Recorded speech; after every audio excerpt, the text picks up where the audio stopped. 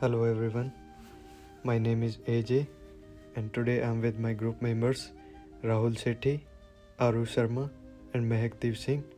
So we are presenting our group project on intergenerational trauma and colonization in Canada. So through this video we are sharing these emotions, experiences and realities using visual scenes and images to help better understand the impact of history on Indigenous communities. Intergenerational trauma refers to trauma that continues across generations. It means that the emotions and psychological pain experienced by one generation can affect their children and even future generations. So, in Canada, this is deeply connected to the history of colonization and the harmful experiences faced by Indigenous peoples.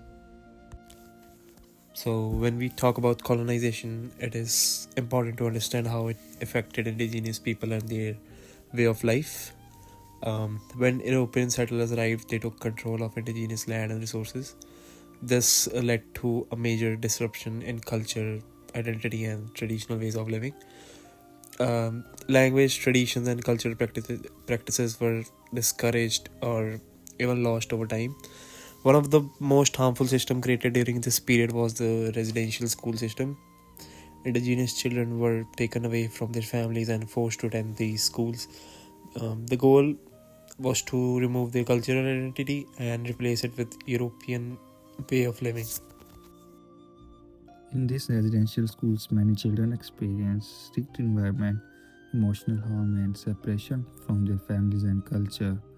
These experiences caused deep emotional trauma for many survivors. Even after the schools were closed, the effect did not disappear. Many individuals experienced long-term challenges such as anxiety, depression, and difficulty forming trusting relationships. This is how trauma becomes intergenerational. When trauma is not healed, it can be passed from one generation to the next, affecting children even if they did not directly experience the original events.